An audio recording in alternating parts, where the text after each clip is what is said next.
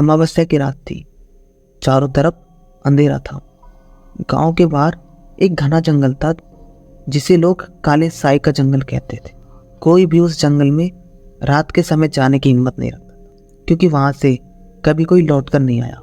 कई कहानियां थी कि उस जंगल में कई आत्माएं भटकती है।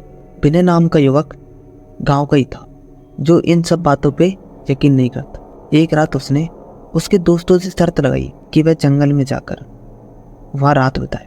उसके दोस्तों ने उसे बहुत रोकने की कोशिश की पर विनय नहीं माना और अपनी टॉर्च और कुछ सामान लेके वह जंगल की ओर निकल पड़ा। जंगल में प्रवेश करते ही विनय को एक अजीब सी ठंडक महसूस हुई और हर ओर सन्नाटा था। केवल उसके कदमों की आवाज़ दूर कहीं उल्लू की डरावनी चीखें सुनाई दे रही थी। अचानक उसे लगा कि कोई उसके पीछे पीछे चल रहा है। उसने पीछे मुड़कर देखा तो वहाँ कोई नहीं था।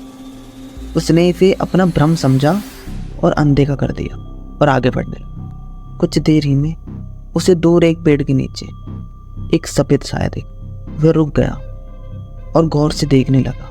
साया धीरे धीरे उसके पास आने लगा। विनय की सांसें तेज हो गई पर उसने खुद को संभालने की कोशिश की। जैसे ही साया करीब आया उसने देखा कि वह एक औरत थी जिसके लंबे बाल चेहरे पर बिखरे हुए थे और उसकी आंखें अंधेरे में चमक रही थी। वह विनय की ओर ही घूर रही थी और उसके होठों से खून टपक रहा था। विनय ने भागने की कोशिश की पर उसके पैर जैसे जमीन में जम गए और औरत उसके पास आ गई और धीमी आवाज में बोली, तुम यहाँ क्यों आए हो? इस जगह में जाने वाले कभी लौट नहीं आते। विनय की हिम्मत जवाब दे गई।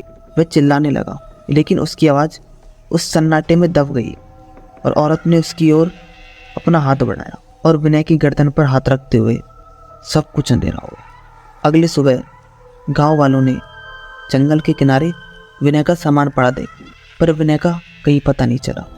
उसके दोस्तों ने उसे बहुत खोजा पर विनय कभी नहीं मिला।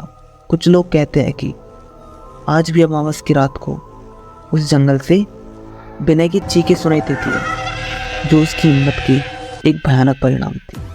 अगर कहानी आपको अच्छी लगी तो वीडियो को लाइक करें और सुनते रहे ऐसी दिल दहला देने वाली हॉरर स्टोरी।